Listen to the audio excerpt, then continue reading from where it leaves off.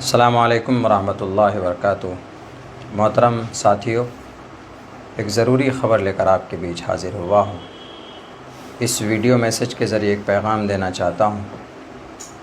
جیسا آپ سب کو معلوم ہے کہ ابھی 15-20 دن سے سیاسی ماحول گرم تھا اور ہم کسی پارٹی کے لیے محنت اور کوشش کر رہے تھے اس کی ٹکٹ کے لیے۔ یہ بات آپ سب بخوبی جانتے ہیں، مگر یہ ہے کہ آخر وقت میں ہمیں نا امیدی ہاتھ لگی۔ اس کے بعد ظاہر سی بات ہے کہ جب آدمی کام کرتا ہے کسی پلیٹ فارم سے، 5 سال سے کوئی گھر بناتا ہے، 10 سال سے کوئی ایک آشیانہ سجاتا ہے، عین وقت میں اگر اس کو توڑ دیا جائے تو اس آدمی کی ہمت ٹوٹ جاتی۔ وہی ہمارے ساتھ ہوا۔ اس کے بعد ہمارے چاہنے والوں نے ہمیں ہمت دی کہ نہیں مولانا، آپ کو آزاد امیدوار کے طور پر الیکشن لڑنا چاہیے۔ تو آخر میں یہ فیصلہ بالکل مضبوط ہوا کہ نہیں، الیکشن نومینیشن فائل کرنا چاہیے۔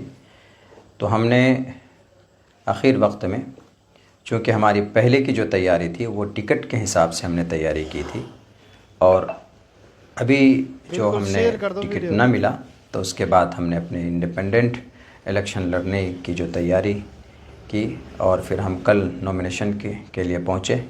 25 سے 30 منٹ کا وقت ہمیں ملا تھا نومینیشن ہال میں پہنچنے کے لیے۔ ہم پہنچے، نومینیشن ہم نے فائل کیا۔ کچھ لوگ اس طرح کی باتیں اڑا رہے ہیں کہ مولانا نے ضروری ڈاکومنٹس نہیں دیا جس کی وجہ سے آج ان کا نومینیشن رد ہو گیا۔ ایسا کچھ نہیں، میرے پاس سارے ڈاکومنٹس موجود ہیں، اس کے فوٹو اور اس کے زیروکس ہم نے کرا لیے تھے۔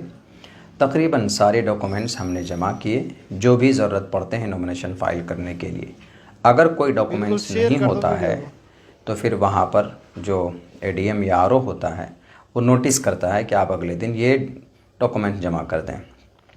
اگر ہمارے ڈاکومنٹس میں کمی ہوتی تو ہمیں نوٹس کیا جاتا، لیکن اس طرح کی کوئی بات نہیں ہوئی۔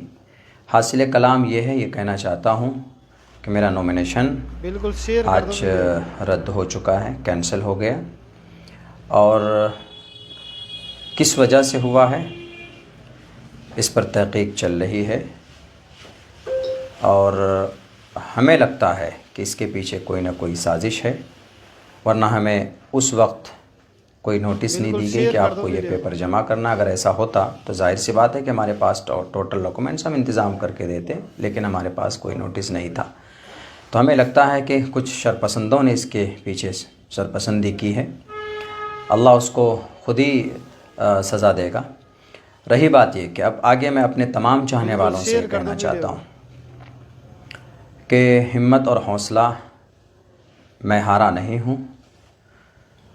اب ایک نئے دور، ایک نئے پلیٹ فارم کی شروعات انشاءاللہ سیمانچل کی دھرتی پر ہم کریں گے، اور ایک سچی اور ایک مضبوط قیادت سیمانچل سے اٹھے گی۔ ایک مورچہ تیار ہوگا جو زبانی قیادت نہیں، جیسا کہ آج کچھ لوگ زبان میں قیادت کی باتیں خوبصورت سے کرتے ہیں لیکن زمین پر وہ زیرو ہے۔